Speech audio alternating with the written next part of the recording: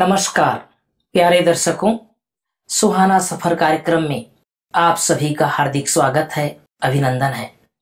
हम सभी अपने जीवन में खुशी को बहुत आनंदित रूप से देखना चाहते हैं, लेकिन कभी कभी बाल्यकाल में कुछ ऐसी गलतियां हो जाती है या बड़े होने के बाद भी कुछ भूल हो जाती है, जाने अनजाने में गलती हो जाती है।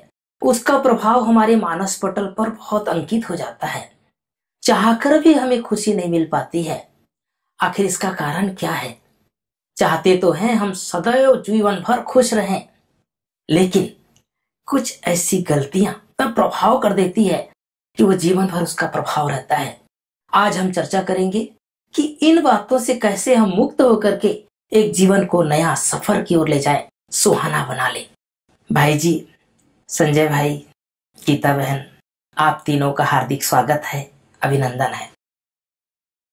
गीता बहन जी, आपसे मैं चर्चा की शुरुआत करना चाहता हूं कि प्रायः आज हम देखते हैं कि लोग कुछ अपनी गलतियां बाल्यकाल में अगर हुई है, किसी के संग में आने से हुई है, जाने अनजाने में हुई है, भले वो बहुत उच्च पदों पर आसीन हो गए हों, आगे निकल गए हों जीवन की यात्रा में, लेकिन उसका प्रभाव रहता है, एक मानसिक दबाव रहता है। आखिर कारण क्या है? कोई भूल ऐसी हो जाती है जो हमें कहीं ना कहीं अंदर ही अंदर कचोटती रहती हैं। जी। भूले होना स्वाभाविक सी घटना है। वैसे भी कहा गया है ना कि इंसानों से ही भूल होती है, जानवर तो भूल नहीं करते हैं। भूले हो जाना कोई बड़ी बात नहीं है, लेकिन भूलों को स्वीकार कर लेना कि ये मेरे से भूल हुई है, इसे स्वीकार कर लेना, ये बड़ी बात है। और जिस दिन मुझे मेरी भूल समझ में आ जाती है, उस दिन वो भूल खत्म हो जाती है। कई लोग इग्नोर करते रहते, ये तो चलता है, ये तो होता है, ऐसा तो होता ही रहता है, उसको लाइटली ले लेते हैं। उसको लाइटली ले लेते हैं। तो कभी आपने सुना कि कोई व्यक्ति पहाड़ से ठोकर खा के गिर गया? नहीं ना। छोटे छोटे पत्थर रोडों से ही ठोकर खा के इंसान गिरता है। अगर हम इन छोटी छोटी भूलों को महत्व नहीं देंगे, इनको इग्नोर करते रहेंगे, तो ये छोटे छोटे रोड़े ही एक दिन दुखों का पहाड़ बन जाएंगे हमारे सामने। तो जो छोटी छोटी भूलें भी हमसे हो रही हैं, हम उन्हें गहराई से लें, समझदारी से लें, उन्हें स्वीकार करें और उन्हें खत्म करें। बात है केवल ईमानदारी से उन भूलों को समझने की, स्वीकार करने की। रही बात की जो भूल हमारे से जाने अनजाने में हो गई, बालपने में हो गई और उसमें हम बाद तक जलते रहते हैं, तो वही बात मैं कहना चाहूंगी कि जो हो गया सो हो गया। उनसे आप अच्छी सीख ले लो और आज को उन भूलों से बचा लो। दोबारा वो भूल मेरी लाइफ में रिपीट ना हो। और मेरा ये प्रयास रहे कि जो मेरे आसपास लोग हैं, उनको भी मैं उन भूलों से बचाऊं, अपने अनुभवों के आधार पर अपना पूरा सहयोग दूं, अपनी उस सीख के आधार पर। क्योंकि मुझे तो अनुभव हो चुका है कि नीम कड़वा होता है, गुड़ मीठा होता है। तो अगर कोई नीम का टेस्ट लेना चाह रहा है तो एक बार उसे अवगत जरूर करा दे, उनको सिखा सकते, अपने अनुभव से अवगत जरूर करा दे कि ये कड़वा होता है। और अपनी भूलों से सीख कर आज को बचा ले। जो कल बीत गया उसकी चिंता ना करे, आज को बचा ले, कल अपना आप अच्छा हो जाएगा, इसकी चिंता ना करें। कई बार क्या होता है कि हमारी लाइफ में कुछ गलत डिसीजन हो जाते हैं, उस पर हम उम्र भर पछतावा करते रहते हैं। जैसे आजकल देखिए कुछ लव मैरिज हो रही हैं, माता पिता बहुत समझाते हैं कि नहीं यहाँ तुम खुश नहीं रहोगे, लेकिन कर लेते हैं। उस समय जोश इतना होता है कि होश खत्म हो जाता है और फिर पता पड़ता है कि 4 ही महीने के अंदर दरारें पड़ गई, जीवन नरक तुल्य बन गया। अब दोनों इकट्ठे साथ रहना नहीं चाहते। अब वो पछता रहे हैं कि हाँ हमने ये गलत डिसीजन कर लिया, पूरी उम्र के लिए सिरदर्दी हो गई, अब इससे हम कैसे बाहर निकले। तो कभी कभी क्या होता है, हमारे रॉन्ग डिसीजन हमारे एम के, हमारे लक्ष्य के आगे आ जाते हैं, जिसके कारण हमें बहुत कुछ भुगतना भी पड़ता है, जो हमारी सुख शांति समृद्धि पर तो प्रभाव डालता ही है, लेकिन हमारी खुशी पर भी प्रभाव डालता है। युवा है, उसको स्टंट करने का बड़ा शौक था और उसका एम था, जैसे उसने होश संभाली, उसका पूरा परिवार आर्मी में था, तो उसका शौक था कि मुझे आर्मी में जाना है। बहुत बहादुर, बहुत डेयरिंग वाला व्यक्ति था। और उसका बहुत बड़ा लक्ष्य था कि मुझे आर्मी ज्वाइन करनी है बड़ा होकर के। एक ही गोल बचपन से जब से होश संभाली। लेकिन स्टंट करने का बड़ा शौक था उसको, कभी बाइक पर स्टंट करता है, कभी कहीं कभी कहीं। तो एक बार क्या हुआ, जब वो 20 साल का था, यंग एज में था, बाइक चला रहा था और चलाते चलाते उसने जबरदस्त स्टंट किया, जिससे उसके पैर में बड़ी भारी चोट लगी, बड़ा भारी फ्रैक्चर हुआ। कई महीने उसको बेड रेस्ट पर रखा गया। पाँव में जो है प्लेट्स डाल करके उसकी हड्डी को जोड़े। हाँ, नहीं, शौक अलग चीज थी, लेकिन उसको एक जो उसकी एक ये बात थी स्टंट करने की, घर वाले भी उसे रोकते थे कि तुम इतने ये खतरनाक स्टंट मत किया करो, करना नहीं, उसके लिए जगह भी चाहिए होती है, तुम खुली रोड पर स्टंट कर रहे हो, कल कुछ भी हादसा हो सकता है। आजकल के युवकों को भी आप देखेंगे, कभी हम सड़क पर चलते हैं, गाड़ी में जाते तो हम घबरा जाते हैं, इतनी फास्ट से निकलते हैं बाइक लेकर के कि वो ये भूल जाते हैं कि तुम्हारे घर में तुम्हारी माँ बहन, तुम्हारा पिता, तुम्हारा परिवार इंतजार कर रहा है। वो ये भूल जाते हैं कि कल तुम्हारे साथ एक सेकंड में कोई भी हादसा हो सकता है, तो मैं एक संयम से, एक बैलेंस से अपनी बाइक ड्राइव करूं। तो ऐसे ही उसने किया, ऑन रोड पर जो है स्टंट करने शुरू कर दिए। एक शौक होता है कि लोग हमें देखें। अब वो स्टंट उसको भारी पड़ गया, भारी फ्रैक्चर हो गया, लंबा समय जो है बेड पर रहा वो। तो उसका जो गोल था, उसका जो बचपन का लक्ष्य था, वो उसके आड़े आ गया। क्योंकि जब वो ठीक हुआ तो प्रॉब्लम क्या हो गई कि एक पाँव छोटा, एक पाँव बड़ा। आर्मी में तो उसकी एंट्री नहीं हो सकती थी, रिजेक्ट कर दिया गया। अब उसके गोल पर उसका स्टंट भारी पड़ गया। बहुत लंबे समय तक उसने बाइक को हाथ नहीं लगाया और पछताता रहा कि क्यों मैंने ये स्टंट किया, ये मेरा डिसीजन बहुत गलत था, मुझे नहीं करना चाहिए था। उकसावे में आकर, दिखावे में आकर मुझे ये डिसीजन नहीं लेना चाहिए था। जैसे निराशा के बादलों ने उसे घेर डाला। लेकिन पूर्व के कोई पुण्य का सूरज उसके जीवन में उदय हुआ, उसको पुनः एक चेतना आई और उसने अपने गोल को, अपने लक्ष्य को वापस रीडिजाइन किया। वो वापस खड़ा हुआ और उसने कुछ ऐसा काम किया कि वो आर्मी की बड़ी कैंटीन का सप्लायर बन गया। बहुत बड़ा सप्लायर बन गया। आज आर्मी में भी है और आर्मी के बड़े बड़े ऑफिसर्स लोगों के साथ उसकी रोज मीटिंग होती है, रोज बातचीत होती है। आज वो अपनी लाइफ में पूरी तरह सेटिस्फाई है। कुछ समय उसे काले बादलों ने जरूर घेरा, कुछ समय उसे अपने किए पे पछतावा हुआ कि काश अगर मैं ये नहीं करता, मेरी टांग छोटी बड़ी नहीं होती, तो आज मैं बहुत बड़ा सोल्जर होता, सीमा पर होता, अपनी बहादुरी, अपनी डेयरिंग दिखाया होता लोगों को। लेकिन फिर भी वो उससे बाहर निकला। अपने लक्ष्य को कभी कभी हमें रीडिजाइन करना पड़ता है। अगर कुछ ऐसी बातें हमारे जीवन में आ जाती है तो हम उसे पकड़ के ना बैठ जाए कि मेरा तो ये लक्ष्य था, खत्म हो गया, मेरे जीवन जीने का सभी मकसद खत्म हो गया। नहीं, हम फिर से खड़े हों, उसे रीडिजाइन करें और फिर से हम जो है आगे बढ़े, उस लक्ष्य को अचीव करें। और आज वो पूरी तरह खुश है, हैप्पी है। बहुत सुंदर बात भाई जी। जैसे गीता बहन सुनाई कि कई बार हमारे जीवन में लक्ष्य बहुत ऊंचे होते हैं, लेकिन छोटी मोटी बातें ऐसी आती है जो लक्ष्य से थोड़ा दूर करने का प्रयास करता है। लेकिन अगर हमारा लक्ष्य बहुत ऊंचा हो, बहुत महान हो, जिस लक्ष्य तक हम पहुंचना चाहते हो, तो ये छोटी मोटी बातों का परवाह कैसे ना करें, कैसे इन बातों को हम थोड़ा हल्का करें और अपने लक्ष्य के प्रति जागृत रहें। ये कहानी सच्ची कहानी है जी, और ये कई सीख देकर हमें जाती है। बहुत सुंदर लक्ष्य बनाना बहुत श्रेष्ठ बात है जी। लेकिन गलत कार्यों में लग जाना युवकों का, ये घातक सिद्ध होता है। बड़े युवक बाइक पे चलते हैं और एक्सीडेंट कर लेते हैं। तो उन्हें ये एक सुंदर बैलेंस रखना चाहिए। समझदारी और बुद्धिमानी की बहुत आवश्यकता है। जीवन में ये सीखना है, यदि एक लक्ष्य नहीं मिल रहा है तो ऑप्शन और भी हैं। इसलिए ये कहानी हमें सिखाती है, प्रेरित करती है कि कभी निराश होने की जरूरत नहीं। हमने सुना है एक एक टांग के लोग एवरेस्ट पे चढ़ गए जी। बिना पैरों के, बिना हाथों के व्यक्ति, युवक लड़के जिसके दोनों हाथ कट गए थे, पैरों के द्वारा अच्छी पेंटिंग करने लगे। वो मतलब टॉप क्लास पेंटर बन गए। उनकी पेंटिंग करोड़ों में बिकने लगी। निराश न होना, नया ऑप्शन ढूंढ लेना जी, ये परम आवश्यक है हमारे सभी युवकों को, बड़ों को भी। ये नहीं तो ये तो है ना, जैसे मान लो हमें कहीं जाना है, बहुत सुंदर सड़क है जी, लेकिन अचानक सड़क के बीच में बड़े बड़े गड्ढे आ गए, अर्थक्वेक हो गई है। अब मनुष्य घर बैठा रहे, अब तो सड़क से जा नहीं सकते, लेकिन ऑप्शन तो है ना कि वहां तक बाइक ले चलो, फिर इधर को मोड़ के धीरे धीरे बाइक निकाल के फिर अच्छी सड़क है आगे चले जाना।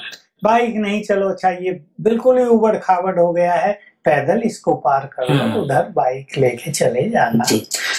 ऑप्शन ढूंढना चाहिए, निराश नहीं। जैसे मेरे पास कई माताएं आती हैं, तो माताएं कहती हैं कि हमारा लड़का बिल्कुल पढ़ता नहीं, हमने कोशिश कर ली, मारपीट कर लिया, ट्यूशन लगा दिया, बहुत प्रयास किया, पढ़ता नहीं। मैंने कहा और क्या करता है? क्रिकेट बहुत अच्छी खेलता है। मैंने कहा तो छोड़ो ना। कहाँ पर हमारे दो हमारे लोग डॉक्टर हैं, हमारे परिवार से एक चीफ इंजीनियर है, हमारे परिवार से ये हैं वो हैं, ये पढ़ेगा नहीं तो लोग क्या कहेंगे? नहीं, ये ऑप्शन है, इसके लिए बढ़ने दो इसको। और आजकल देख नहीं रहे 18 साल के लड़के, 20 साल के लड़के, कितना नाम और कितनी उनकी इनकम। लेकिन हर माँ बाप चाहता है भाई जी कि मेरा बच्चा आगे चल करके बहुत पढ़े। हाँ, लेकिन यदि उसकी पढ़ाई में रुचि नहीं है तो पढ़ाई जबरदस्ती नहीं की जा सकती। जो भी उसकी रुचि हो, जो उसके अच्छे टैलेंट्स हो, उनको यूज करके उन्हें आगे बढ़ने का अवसर देना चाहिए। उसको भी पहचानना आवश्यक है कि इसके अंदर क्या टैलेंट है, क्या योग्यता है। अपनी ही बात लेके उस पर दबाव बनाए रखना ये हित करना ही है। दूसरी बात मैं पश्चाताप की कर रहा हूँ।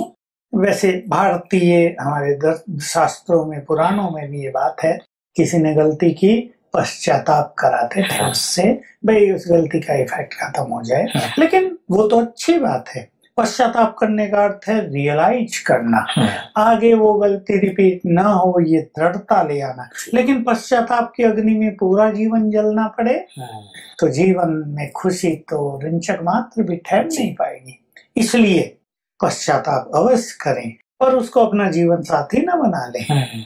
बहुतों के केस देखने में आ रहे, गीता बहन ने युवकों की बात की, मेरे पास तो कम से कम 100 प्रैक्टिकल एग्जाम्पल हैं लड़कियों के, शादी की 1 साल में 6 मास में दुखी होकर घर वापस आ गई, पूरा जीवन आज का ज्वलंत समस्या है और पश्चाताप की अग्नि में जी रही कि काश मैंने माँ बाप की मानी होती, काश मैंने सोच समझ के निर्णय लिया होता, मेरे प्यार ने मुझे अंधा बना दिया, मैंने उसके गुण अवगुण देखे ही नहीं, शादी की तो पता चला हो तो घोर शराबी है, रोज मारपीट होने लगी, पहले दिन से। कई का तो ऐसा हुआ 1 दिन रहने के बाद लड़की वापस आ गई। अब एक दाग लग गया जीवन पर, माँ बाप भी बेचारे सिर छुपाए, अपना मुंह ढके, इधर उधर कहीं जा नहीं पाते हैं। तो ये जो निर्णय है, मनुष्य हर जगह अकेला खुद निर्णय नहीं ले सकता, वो गलत हो सकता है, विशेषकर ये जो मैरिज के निर्णय। इसलिए हमारी भारतीय सभ्यता में माँ बाप, पहले तो देखो नाई और ब्राह्मण दोनों जाते थे देखने, और उन पर इतना विश्वास किया जाता था। मैं बोला नाई क्यों? नाई बहुत बुद्धिमान होता है, वो सबके बाल काटता है ना, उसको परख शक्ति होती है, कौन कैसा है। उसके बाद निरंतर लोग आते हैं। तो इस कल्चर को जब तोड़ा गया तो ये मैरिज कष्टों का कारण बन गई है। लेकिन समाज में आजकल यही चलन है कि इसको खत्म भी तो नहीं किया जा देखिए ये चलन बढ़ गई है क्योंकि ये वेस्टर्न कल्चर है, वहां से भारत ने कॉपी कर ली है।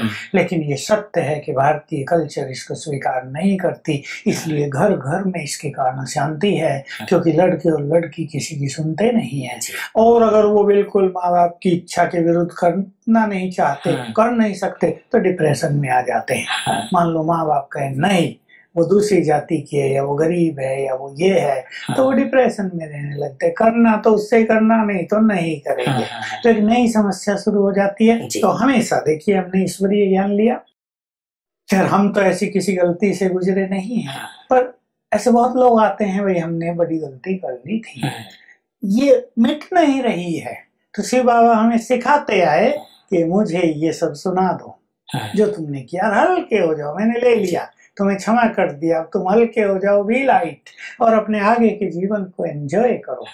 तो हमें ये देखना है कि अगर हमसे कहीं गलत निर्णय हुए हों जीवन में, हम अब पश्चाताप की अग्नि में न जलें। मैं थोड़ा सा जोड़ना चाहता हूँ भाई जी बीच में, कि देखो जो ईश्वरीय ज्ञान में है वो तो परमात्मा को सुना देते हैं, लेकिन जो दुनिया में है, जिन्हें ज्ञान नहीं है, उनसे भी कई बार गलतियां हो जाती है, बच्चों से गलती हो जाती है, क्या उनके लिए आप ये संदेश देंगे कि वो अपने प्यार से अपने माँ को या बाप को भी सुना सकते? हाँ, देखिए ये भी कर सकते हैं, ऐसे कई बच्चों ने किया है। माँ से बहुत प्यार था, लड़की गलती कर आई, माँ को बताया साफ साफ। माँ का हृदय बड़ा होता है, उसने सब कुछ संभाल लिया, अपनी बच्ची को समझाया, उससे उनके अंदर हल्कापन संभाल लिया उसको, और वो लड़की पूरा जीवन भर के लिए इस चीज से मुक्त हो गई। हम जो ईश्वरीय ज्ञान ले रहे हैं, हमारा डायरेक्ट कनेक्शन परमपिता से है। हम उसको लिख के भी दे देते हैं या सुना देते हैं योग युक्त होकर, तो हमारी वो बातें खत्म हो जाती हैं। तो हम ये ध्यान रखेंगे कि किसी भी गलत निर्णय के कारण वो पास्ट हो गया ना, अब उस पश्चाताप की अग्नि में हमको नहीं जलना है। उससे कुछ अच्छी चीजें हमने सीख ली, आगे के लिए हम सावधान हो गए, और अब एक नई उमंग के साथ, नई खुशियों के साथ अपने जीवन की इस यात्रा को सफल करें। जी। जीवन में कई बार गलत डिसीजन होने के कारण वर्तमान खराब हो जाता है। पास्ट में जो हमने गलत डिसीजन लिया है उसका वर्तमान पर प्रभाव पड़ने लगता है। वो देखने में आता है कि खुशी नहीं है, कार्य कर रहे हैं पर कार्य में मन नहीं लग रहा है, कोई बड़े से बड़ा कार्य हो या छोटे से छोटा हो, लेकिन खुश नहीं है मन। इसके लिए हमें पुरानी चीजों को, पुरानी बातों को एक बार फिर से रिवाइंड करके, एक दबाव सा महसूस होता रहता है हमेशा। तो उससे हमें, जो भाई जी ने कहा कि एक बार मेडिटेशन में हम बैठ जाएं और अपने उन बातों को रिवाइज करें और सामने रखें कि आज से इनसे मेरा कोई ताल्लुक नहीं है, अब से आज मैं अपना नया जीवन शुरू कर रहा हूँ, और आज से मुझे हर कार्य उमंग उत्साह से करना है, और कुछ भी कार्य मुझे मिलता है तो मन से करना है। क्योंकि कार्य को जितना हम महत्व देते हैं, अपने दिल से कार्य करते हैं, उतना वो हमारा सहयोगी बनता है। नहीं तो हम कार्य छोटा, अगर कोई कार्य छोटा है तो उसे हम उस नजर से देखते हैं, तो उससे हमें प्राप्ति भी छोटी हो जाती है। खुशी बनाए रखने के लिए खास करके जैसे आप बता रहे हैं कि पुरानी बातों को भूलने के अलावा एक नए लक्ष्य की ओर आगे बढ़े, जीवन में कुछ ऐसे सद्गुण का प्रयोग विकास करें जिससे हम पुरानी बातों को सहज भूलते जाएं, ये भाव है आपका। मुझे एक दृष्टांत याद आ रहा है, जिसमें एक प्रोफेसर थे, उन्होंने कुछ बच्चों से एक कार्य करवाया। उन्होंने गुब्बारे मंगाए कुछ और कहा कि इन्हें फुलाओ, तो सबने फुला लिया। फिर उनको कहा कि अपना अपना ना एक नाम लिखो इस गुब्बारे पर। अच्छा। तो अपना अपना सबने नाम लिखा, और 30-40 गुब्बारे थे, तो सबको उठाकर एक कमरे में बंद कर दिए गुब्बारों को। फिर बाद में प्रोफेसर ने कहा कि आप सब लोग जाओ और अपने अपने नाम का गुब्बारा उठा लो। तो तेजी से गए सब, ये भूल गए कि मेरे नाम का तो मुझे ही मिलने वाला है, जो मेरा था वो मुझे ही मिलने वाला है, मेरे नाम का तो कोई भी नहीं लेगा। ये उनको ज्ञात नहीं था, और सभी भागे तेजी से अंदर, और सब अपना अपना ढूंढने लगे। तो किसी का किसी को मिल रहा है, किसी का किसी को। तो 1 मिनट के अंदर ही प्रोफेसर ने बुला लिया कि चलो सब बाहर आ जाओ। सभी बाहर आ गए, गुब्बारे वहीं रह गए। फिर उसके बाद कहा कि अब जाओ और जिसको जो मिलता है ना वो लाओ, और जिसका है उसको दो। तो वही कार्य करने में पहले बहुत हड़बड़ाहट थी, जल्दबाजी थी, और वही कार्य यदि हम सोच के समझ के करते हैं तो वो सरल और जीवन में खुशियां लेके आते हैं। बहुत सुंदर। भाई जी, थोड़ा सा आपसे मैं जानना चाहता हूँ कि जैसे संजय भाई बताया कि जीवन में कई बार हम कार्य तो करते हैं, लेकिन कार्य को अगर हम सुचारू रूप से करें तो भी वो खुशी प्रदान करती है। बिल्कुल, कार्य की सुचारू रूप से करने के बाद ही तो सफलता मिलेगी जी। और हम ऐसे ही करने लगे, मान लो हमें कोई एक चीज बनानी है, उसके 10 पार्ट्स हमारे पास हैं, तो 10 के 10 को ठीक से जोड़ेंगे तब तो चीज बनेगी। और हम कोई कहीं जोड़ने लगे, कोई कहीं जोड़ने लगे, तो वस्तु तो बेढंगी हो जाएगी। तो बिल्कुल सुचारू रूप से कर्म करने में, ठीक ढंग से उसकी शुरुआत करने में ही हम सफलता तक पहुंचते हैं, और तब वो कार्य हमें खुशी प्रदान करता है। मैं निर्णय में एक चीज और जोड़ना चाहूंगा, हर मनुष्य के लिए है वो, कि अपने निर्णय भावुकता में न ले लें, बिना सोचे विचारे न ले लें। ऐसा नहीं फटाफट, बहुत शांत, जल्दबाजी में ना लें। बल्कि मैं तो कहा करता हूँ कि अगर तुम्हें जीवन के इम्पोर्टेंट निर्णय लेने हैं तो सवेरे जब उठो, थोड़ा मेडिटेशन करो, मन शांत हो तो तुम्हारी बुद्धि में एक परफेक्ट डिसीजन आएगा, वो बहुत कल्याणकारी होगा, लाभप्रद होगा। लेकिन तुमने फटाफट निर्णय ले लिया। जैसे एक उदाहरण है, बोस का पत्र आया किसी के पास, जब तक पत्रों का जमाना था। अब इस पत्र को पढ़ते इसको गुस्सा आ गया, गुस्सा आते ही फटाफट लिख देता रिजाइन कर देता हूं। फिर दूसरा केस यही हुआ, बॉस का पत्र आया किसी को, उसको बहुत बुरा लगा, उसको भी गुस्सा आया, लेकिन उन्होंने सोचा इसका उत्तर कल दूंगा। बस कल तक तो मन शांत हो गया, बॉस को एक अच्छा पत्र लिखा, अपनी गलतियों की क्षमा याचना की, बात समाप्त हो गई। तो देखिए, हमें बहुत शांत चित्त मन से निर्णय लेने, भावावेश में आकर के कोई ऐसा भावुकता बस लिया हुआ निर्णय हमेशा ही विध्वंसकारी होता है। जी। जैसे कि भाई जी सुनाए कि वास्तव में जो है हमें कई कर्म तो हमें खुशी प्रदान करता है, लेकिन कई कर्म जो है कई बार दुख का अनुभव करा देता है। तो कर्म में ऐसी क्या बात का ध्यान रखें जिससे हमारा जीवन सदैव खुशी में हम नाचते रहें, खुशी प्रदान करता रहे? एक तो भाई जी ने जैसे अभी बताया कि जो भी हम डिसीजन ले, बहुत ही हबड़ तबड़ में, जल्दीबाजी में, आवेश में, भावुक होकर न ले, बहुत ही शांत चित्त से, जब आप बहुत खुश हो, आनंदित हो, तब आप अपने जीवन के कुछ महत्वपूर्ण डिसीजन लें। और डिसीजन में अगर आपके कोई अपने वेलविशर है तो उनकी राय जरूर लें, क्योंकि देखिए एक बुद्धि का कमाल एक होता है और 10 बुद्धि मिलकर के 10 गुना कमाल कर सकती हैं।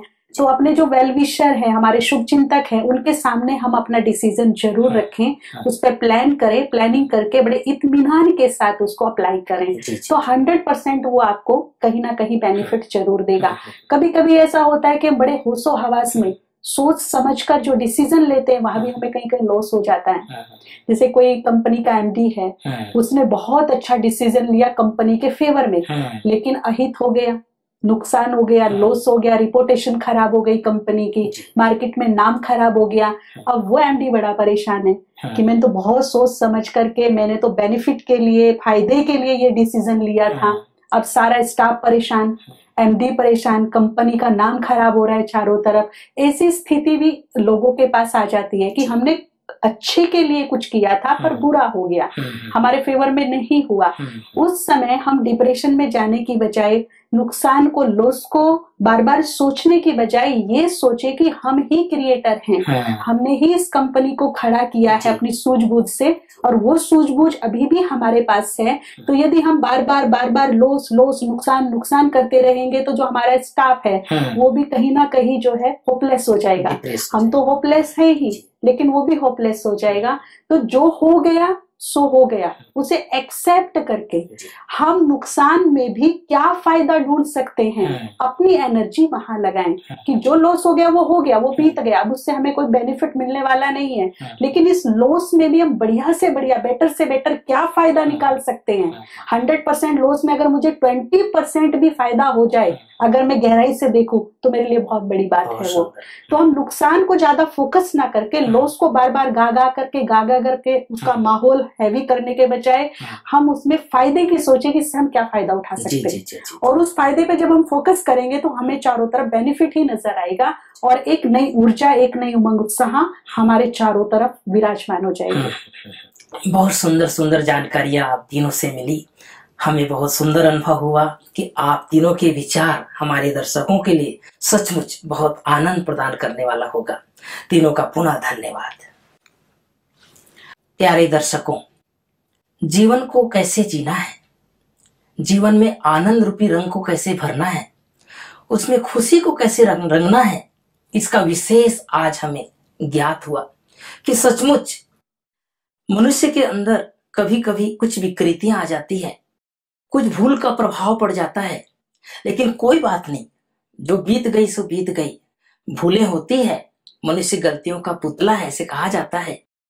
उन बातों को भूल जाएं। अब एक नया दिशा दे, एक नए विचार के साथ, एक नए तरंग के साथ, नई खुशियों के साथ अपने जीवन को आरंभ करें। हमें ये देखना है कि वास्तव में मुझे जैसे सब लोग चल रहे हैं वैसे नहीं चलना है, एक नया दिशा देना है। क्या हम अपने जीवन को जैसे चल रहे हैं वैसे ही चलने देना चाहते हैं? जैसे हम सभी के लिए और सब चीज आवश्यक है, वैसे खुशी भी आवश्यक है। किसी ने कहा है कि जब आप फोटो खिंचवाते हैं तो थोड़ी सी मुस्कुराहट आपकी तस्वीर में 4 चांद लगा देता है। कुछ सचमुच अगर आप सदैव मुस्कुराते रहेंगे तो आपके जीवन रूपी सफर बहुत सुहाना बन जाएगा। इन्हीं शुभ आशाओं के साथ नमस्कार।